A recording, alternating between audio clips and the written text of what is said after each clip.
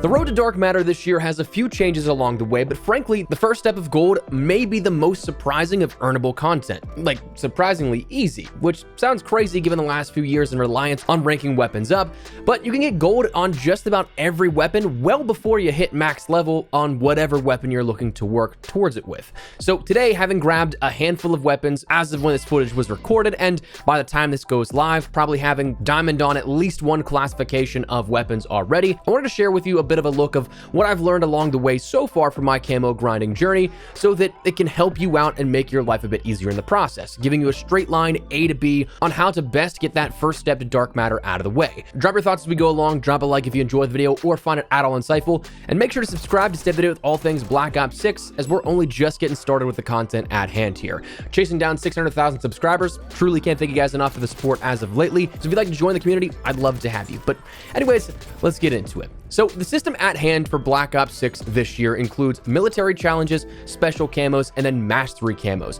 These are your progressive unlocks working towards gold, diamond, dark spine, and dark matter, though you do have those equivalents also in zombies and soon in Warzone as well. Military challenges, every camo is the exact same. There's only 9 military camos out there in the entirety of the game right now, but they must be individually unlocked per weapon, so you cannot cross apply these to anything. If you want that red tiger camo, you have to get 100 headshots on any single weapon you want to use that for, even if you don't care about getting gold or any of the other mastery camos.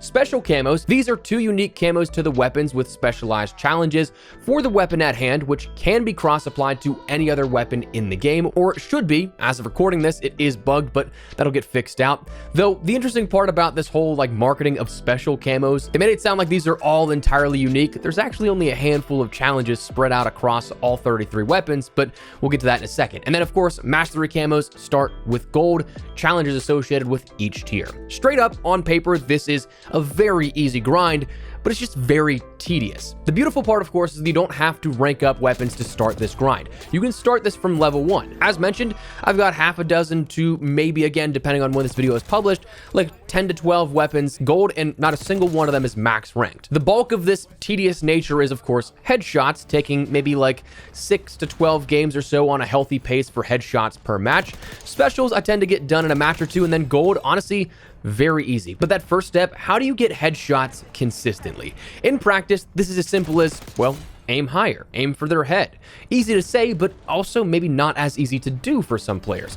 To warm up a bit here at the base, I'd suggest going into the firing range and then just trying to keep your centering of your hip fire around the upper chest or head height of the dummies that you can end up finding in that firing range. Start walking back and forth, trying to stay as close to that upper chest or headshot location that you can, and just start to get the feel of maybe a higher aim placement than you may be used to. You can also do this with various locations around different maps, like if there's a street sign or something like that down the way that's roughly enemy chest or head height, strafe back and forth and try and keep that centering on that one specific location. For a lot of players, this kind of stuff, the natural positioning may feel lower, but that can oftentimes in gunfights lead to having to cover more area from your initial aim point to where the enemy is, which in a gunfight can be life or death sometimes.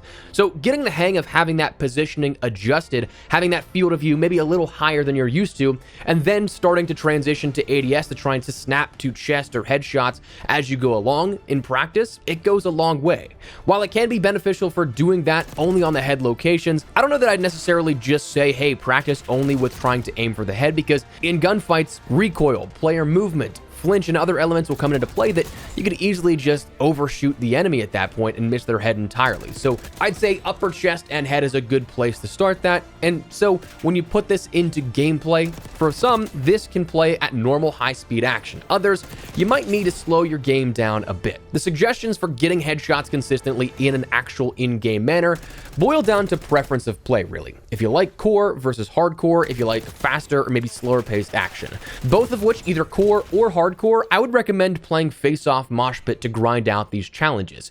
Yes, you absolutely can do standard 6v6 play, and with 3 times the maps in the standard 6v6 play rotation, I understand the appeal of not wanting to drone on and have it be monotonous, but the reason that I suggest face-off mosh pit is simply a metric of potential gunfights. Some maps in 6v6 are super small, like Subsonic, crazy action, absolutely, but there are also maps like Vault, which are pretty big. So you can do well, you can put players in spawn traps, but if you look at the potential engagements in core versus face-off, you're going to see likely double or triple the engagements in face-off. Whether you win or lose those gunfights, that's entirely up to the player. You're gonna die a lot more, just know that for sure. You're gonna see worse spawns, but you're going to see more heads per game, which, for the sake of grinding out headshots and camos, makes it much easier to breeze through, especially for those weapons that are suited for close quarters like SMGs. Now, again, this is where the secondary metric of this comes into play, where it's entirely subjective preference. Do you play core face-off or hardcore face-off? That really comes into whatever you prefer more. Core, you're going to be able to get out of a few pinch situations with moving around or potentially diving into cover, while in hardcore, it's just about one and done. Not for every weapon, but most weapons you'll encounter, it's a one shot, one kill. If the enemy lands your shot, you're dead and on to the next life. But it's also super easy for some weapons like rifles, LMGs, marksmans. I don't think I'd ever suggest to do snipers in hardcore because they still have the one-shot potential even outside of hardcore. But one shot, toss on a 4x scope for maps like Warhead, where it's a bit more out in the open and longer distances between engagements. Toss on a low zoom optic for a closer quarters map like Pit or Stakeout. That one shot and done can greatly help you out in that case. And again, depending on your accuracy, you can absolutely breeze through these. I think that with the AS Val, I was working with this, and I want to say I got like 50 or 60 headshots in about like 15 to 20 minutes or something like that, just because the damage potential on the AS Val as is insane, plus hardcore mixed with the handling and the rate of fire and mobility of the AS Val. And you've got a weapon that I'd say probably was the easiest for headshots that I've had to do yet. So it's all personal preference, but just do know that a lot of scenarios that will slow down the pace of play if you do play hardcore. If you're not used to hardcore, you're probably going to become acclimated pretty quickly that players don't move as much as they do in regular core. I'm not saying that it's entirely just a camp fest, but you're gonna notice a lot of people more stationary. But the tedious, daunting part out of the way, 100 headshots for whatever weapon you want to use, the special category is next. So the special, as individual as the blogs make them out to be, there's surprisingly a lot more parity between challenges than you may expect, with only really like a handful of different challenges. Like if we have 33 weapons and 2 of them each, you'd kind of expect, okay, a unique challenge, there's 66 challenges. Not the case. There's actually only 17 challenges shared between a various number of weapons. Those include 30 kills shortly after sprinting, get a kill without taking any damage 30 times, 50 eliminations with a certain combat specialty active, enforcer, strategist, or recon, 20 kills with the underbarrel launcher attached. Right now, I don't know if it's bugged or like a typo, but you actually have to have the kills come from the grenade launcher underbarrel. You can't just have kills with the underbarrel attachment attached. You also have to get 2 kills without reloading 10 times, 50 kills while moving, 50 eliminations with a suppressor equipped, 30 hipfire kills, 30 point blank kills on some weapons, 2 kills without releasing the trigger 5 times. This one actually is unique to the XMG, so no other weapons share that. 50 eliminations with a 4 times or higher magnification scope equipped, 15 long shot kills, 30 one shot 1 kills, again, actually unique to the LR762, 15 kills shortly after switching weapons, and then launchers have a couple of unique ones with a shared 10 direct impact kills and unique 10 destroy aerial score streaks and destroy 10 enemy score streaks or enemy equipment. So again, a couple of these are actually unique to weapons, others not so much. You take out that XMG LR762 and then the 2 individual launcher challenges, and you go from 17 challenges to 13 challenges shared between 33 weapons. So those are ones that, of course, are all pretty self-explanatory, pretty straightforward. 30 kills shortly after sprinting. Honestly, just try and put on your auto tack sprint, slide around corners and get a kill there. Kills without taking any damage. I like to do this one in hardcore because, like, if you're taking a damage, usually you're going to die anyway, so you know pretty clearly if you got that credit or not. 50 eliminations with a certain combat specialty, just have those equipped in their regular kills. 20 kills with the underbarrel, again, has to be the launcher kills right now. 2 kills without reloading. I don't know if these compound or not, like if you get 4, if it counts for 2 or not, but I just, to speed through the process and just make sure I wasn't missing anything, I was taking 2 kills and then reloading. 50 kills while moving, just strafing everywhere. Eliminations with the suppressor equipped, as simple as it sounds.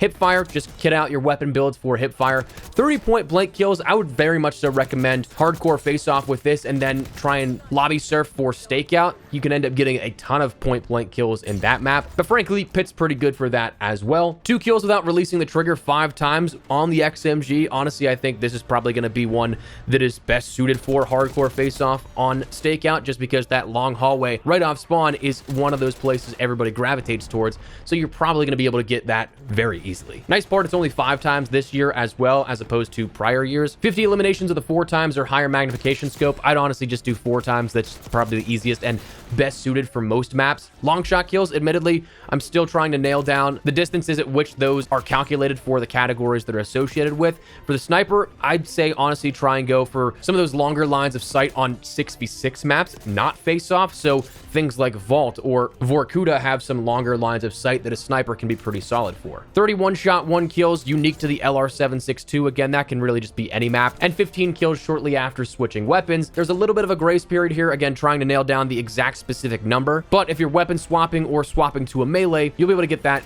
in no time. And then finally, gold. To nail down this, you do have that gold challenge.